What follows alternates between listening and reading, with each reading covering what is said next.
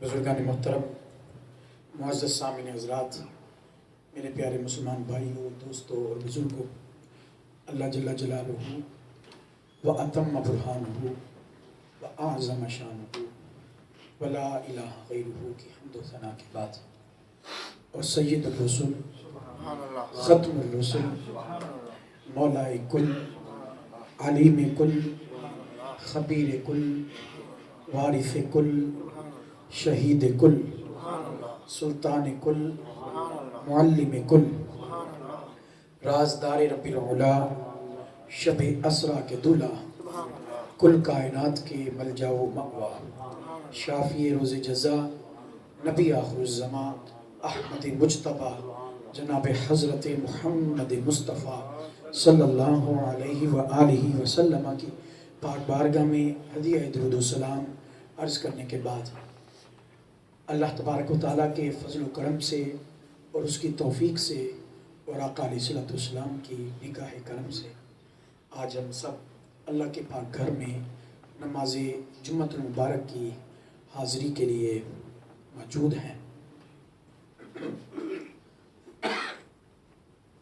گزشتہ جمعۃ المبارک کے خطبے میں ہم نے ایک اہم موضوع کو شروع کیا تھا، اور وہ موضوع تھا دینی مجالس کے آداب، خواہ وہ مجلس نبی کریم صلی اللہ علیہ وسلم کے میلاد شریف کی ہو، درس قرآن کی مجلس ہو، اور کوئی اور علمی فکری مجلس ہو، روحانی مجلس ہو، تو اس کے کچھ آداب شریعت نے بیان کیے ہیں۔ تو اس پہ ہم بات کر رہے تھے، اور بطور خاص ہم بات کر رہے تھے محفل میلاد مصطفیٰ صلی اللہ علیہ وسلم کے آداب کیا ہیں۔ اس والے سے کچھ باتیں گزشتہ جمعۃ المبارک کے خطبہ میں بیان کی گئیں، اور کچھ آج کے اس جمعۃ المبارک کے خطبہ میں انشاءاللہ العزیز ہم عرض کریں گے۔ ویسے آج ہماری گفتگو کا جو موضوع بنتا تھا وہ حضور غوث اعظم شیخ عبدالقادر جیلانی رضی اللہ تعالیٰ عنہ، لیکن یہ ضمناً انہی کا ہی موضوع ہے، کیوں کہ ان کی شان و عظمت کو بیان کرنے کا اصل مقصد ان کی تعلیمات کو اپنانا ہے۔ تو انہوں نے لوگوں کو ادب ہی سکھایا ہے، ساری زندگی انہوں نے لوگوں کو ادب ہی سکھایا ہے۔ تو ہم بات بھی ادب کی کر رہے ہیں، ہم بات بھی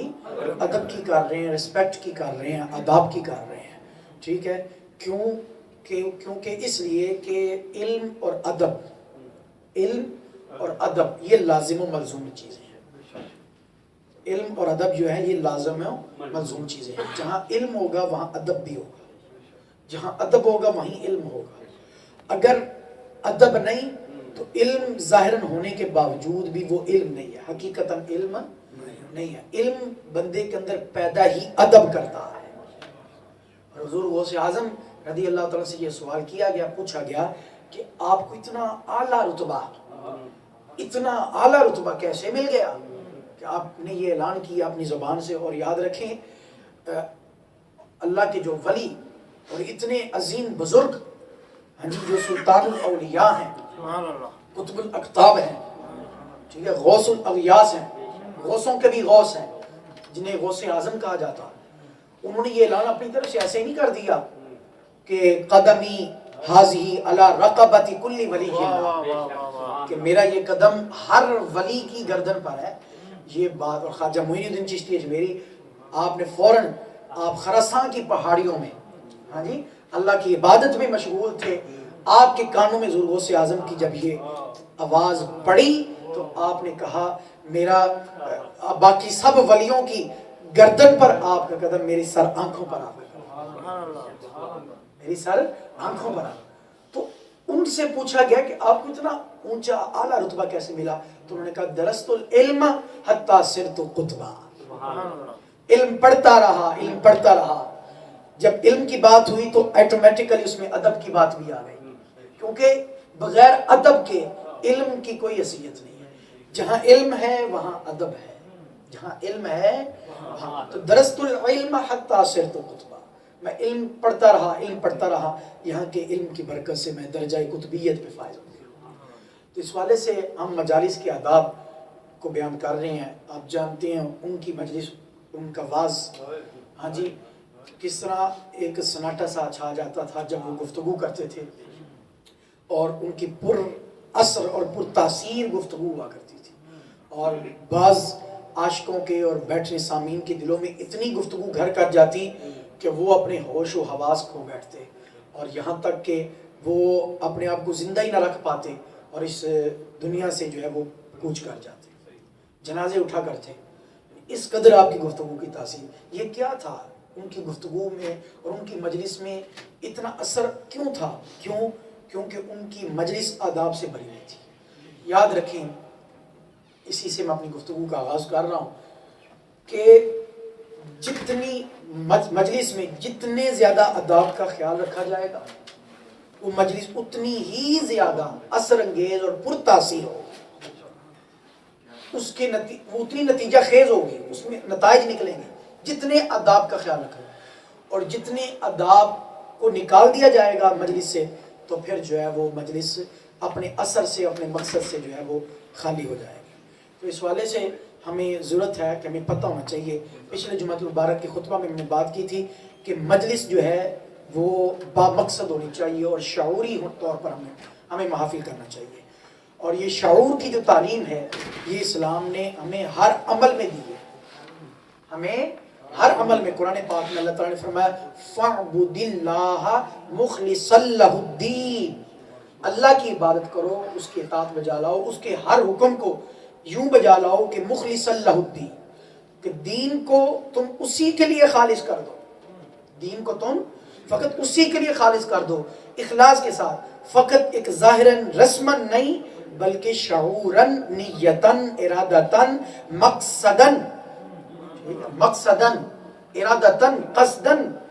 جو ہے وہ تم اس کام کو، اس نیکی کو سر انجام دو۔ اس لیے جب نبی کریم صلی اللہ علیہ وسلم سے جبریل امین علیہ السلام نے آ کر چند سوال کیے، بخاری شریف کے حدیث پاک کہ، اور اس طرح حضور کے سامنے بیٹھے جس طرح ایک شاگرد استاد کے سامنے بیٹھتا ہے،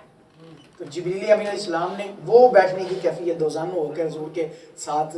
آگے قریب ہو کے ایک باادب ہو کے بیٹھے، اور باادب بیٹھ کر حضور سے سوالات کیے چاہے۔ ہاں جی، تو مثلا سوال کیا مل اسلام، مل ایمان، کہ یا رسول اللہ اسلام کیا ہے، ایمان کیا ہے؟ تو آگے جا کے حضور نے اس حدیث کے آخر میں بتایا کہ صحابہ کو تمہیں پتہ یہ کون ہے؟ تو انہوں نے کہا اللہ اور اس کا رسول بہتر جانتا ہے۔ تو حضور نے فرمایا یہ جبریل تھے جو تمہیں تمہارا دین سکھانے کے لیے آئے تھے، کہ بتایا گیا کہ دین کی بات پوچھنی ہے تو کس طریقے سے پوچھنی ہے، اس کا انداز سکھایا گیا کہ اس طرح بادب ہو کے بیٹھ کے ایک طریقہ کار سکھایا گیا۔ تو انہوں نے سوال کیا مل اسلام، مل ایمان، ایک سوال یہ بھی کیا مل احسان، احسان کیا ہے، احسان کیا ہے؟ ایک یعنی پہلے سوال ہوا اسلام کیا ہے، ایمان کیا ہے، اس کے بعد تیسرا سوال کیا مل احسان۔ احسان اسلام کو بھی آپ جانتے ہیں، ہم لفظ سنا ہوا ہے اسلام، ٹھیک ہے، اسلام، اور اسلام کا معنی ہوتا ہے کہ کسی کی اطاعت میں گردن رکھ دینا،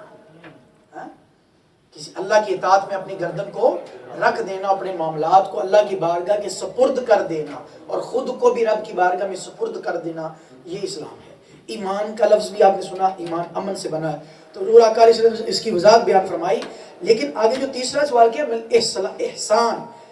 اس کا تعلق پہلے دونوں سوالوں کے ساتھ جڑا ہوا ہے، اس کا تعلق پہلے دونوں سوالوں کے ساتھ، آپ کہیں کہ وہ کیسے؟ وہ اس طرح کہ جبریل امین علیہ السلام نے پوچھا اسلام کیا، حضور نے بتا دیا یہ اسلام ہے، پوچھا ایمان کیا ہے، بتا دیا اللہ پر ایمان رکھو، فرشتوں پر، کتابوں پر، رسولوں، ساری وہ ڈیٹیل بیان کر دی۔ پھر تیسرا جو سوال کیا، اس تیسرے سوال کا تعلق پہلے دونوں سوالوں کے ساتھ تھا۔ وہ تیسرا سوال کیا مل احسان، احسان بنا ہے حسن سے، احسان بنا ہے حسن سے، حسن کا معنی ہوتا ہے بیوٹی، خوبصورتی، ہاں جی، تو گویا جبریل علیہ السلام نے جب یہ پوچھا نا اسلام کیا ہے، ایمان کیا ہے، پھر جبریل امین علیہ السلام نے تیسرا سوال کیا کہ یا رسول اللہ یہ بھی بتا دیں کہ اسلام اور ایمان کا حسن کیا ہے، اسلام اور ایمان کا حسن کیا، بیوٹی آف اسلام کیا ہے، بیوٹی آف ایمان کیا ہے، اسلام کی خوبصورتی کس میں ہے، اسلام کا حسن کس میں ہے، اسلام کا نکھار کس میں ہے، اسلام نکھرا ہوا کب سامنے آتا ہے، اسلام نکھرا ہوا کب؟ اچھا قرآن نے بھی اس کو وضاحت کی ہے، قرآن نے کہا افمن شرح اللہ صدرہ للاسلام فہو علی نور من ربہ، ٹھیک ہے. قرآن نے بھی بیان کیا اس حسن کو، میں اس کو بعد میں ڈسکس کرتا ہوں، آج میں نے پڑھ دی. تو تیسرا جو سوال کیا نا کہ اسلام اور ایمان کا حسن، اس میں ہم نکھار پیدا کرنا چاہتے ہیں اپنے اسلام میں اور اپنے ایمان میں نکھار پیدا کرنا چاہتے ہیں، تو یا رسول اللہ بتا دیجئے کہ ہم اپنے اسلام میں اور ایمان میں نکھار اور حسن کیسے پیدا کریں. تو پھر آقا علیہ السلام نے فرمایا اچھا اسلام اور ایمان کا حسن جاننا چاہتے ہو، اس کا نکھار جاننا چاہتے ہو، تو فرمایا اس کا نکھار اس طرح پیدا ہوگا کہ ان تعبد اللہ کأنک تراہ فإن لم تکن تراہ فإنہ یراک، او کما قال علیہ السلام. فرمایا اس کا اسلام میں اور ایمان میں حسن پیدا یہ ہوگا کہ تو رب کا ہر حکم یوں مان. ہم جب عبادت کا لفظ سنتے تو ہم نے فقط عبادت کو نماز تک محدود کر دیا ہے. یاد رکھیں عبادت صرف نماز پڑھ لینے کا نام نہیں، عبادت کا معنی مفہوم بڑا وسیع ہے. عبادت کا معنی مفہوم، آپ جو بھی حکم اللہ کی رضا کے لیے بجا لاتے ہیں، آپ اپنے بچوں کے لیے کمائی کرتے ہیں، رزق حلال کماتے ہیں، یہ بھی عبادت ہے، یہ بھی عبادت ہے. تو یہ جو کوئی بھی حکم، مختصر عرض کرتا ہوں، ہر وہ حکم، ہر وہ کام جو آپ اللہ کی رضا میں کرتے ہیں وہ عبادت ہے. اپنے مولا کو راضی کرنے کے لیے کرتے ہیں، اپنے مولا کی محبت میں کرتے ہیں، وہ عبادت. تو فرمایا تو انت عبد اللہ، تو اللہ کا کوئی بھی حکم جب بجا لائے تو اس نیت کے ساتھ، اس ارادے کے ساتھ، اس شعور کے ساتھ تو نے وہ بجا لانا ہے کہ کأنک ترا، کہ گویا تو رب کے جلووں کو دیکھ رہا، گویا تو رب کے جلووں کو، یہ ہے اسلام کا حسن. فرمایا فَإِن لَمْ تَكُنْ تَرَا، فرمایا یہ درجہ بہت اونچا ہے، ہر ایک کو یہ درجہ نہیں ملتا کہ وہ رب کے جلووں کو اپنی آنکھوں سے دیکھے. اس کے لیے تو حق بھی نگاہیں چاہیے، حق کو دیکھنے والی نگاہیں چاہیے، اور اس کے لیے تو معرفت چاہیے. تو اگر یہ درجہ نہ مل سکے تو کم از کم یہ درجہ پیدا کر لو فَإِن لَمْ تَكُنْ تَرَا. اگر تم اس پوزیشن میں نہیں ہو، اس درجے میں نہیں ہو، اس حالت میں نہیں ہو، اس کیفیت میں نہیں ہو، ابھی یہ درجہ نہیں ملا کہ تم رب کے جلووں کو خود دیکھ سکو، تو پھر اپنے اندر یہ کیفیت پیدا کر لو، ہاں جی، یہ حالت پیدا کر لو کہ فَإِنَّهُ يَرَاكَ، کہ رب تمہیں دیکھ رہا ہے. رب، اگر تم رب کو نہیں دیکھ سکتے تو یہ تو پیدا کر سکتے ہو نا کیفیت کہ رب تمہیں دیکھ رہا ہے. جو اپنے اندر یہ کیفیت پیدا کر لیتا ہے اس میں حسن اسلام پیدا ہو جاتا ہے اور حسن ایمان پیدا ہو جاتا ہے. جو یہ کیفیت پیدا کہ میرا رب مجھے دیکھ رہا ہے. مثلا نماز ہی کو لے لیں، نماز جب بندہ اس نیت اور ارادے سے پڑھے گا، میں اور آپ مل کے اگر ہم اس شعور کو اپنے اندر بیدار کر لیں، پیدا کر لیں اس نیت کو کہ اللہ تعالیٰ ہمیں دیکھ رہا ہے، وہ ہمارے قیام کو بھی دیکھ رہا ہے، وہ ہمارے رکوع کو بھی دیکھ رہا ہے، وہ ہمارے سجدوں کو بھی دیکھ رہا ہے. جب بندہ اس کیفیت کو اپنے اندر ڈال لے گا، پھر دیکھیں آپ کی نماز میں کس طرح نکھار پیدا ہوتا ہے. جی پھر دیکھیں کس طرح نکھار. آپ کوئی بھی کام سر انجام دینے لگیں، یہ کوئی بھی اللہ کے حکم سر انجام دینے لگیں، کوئی بھی نیکی کرنے لگیں، یہ ذہن میں اگر بات ہو کہ رب دیکھ رہا ہے، رب دیکھ رہا ہے، اس میں ایٹومیٹکلی خود بخود حسن پیدا ہو جائے گا. یہ دیکھیں کتنا بڑا آقا علیہ السلام نے ہمیں حسن پیدا کرنے کے لیے ہمیں ایک وظیفہ بتا دیا کہ وظیفہ یہ ہے کہ اپنے ذہن میں یہ بات پیدا کر لو کہ رب ہمیں دیکھ رہا.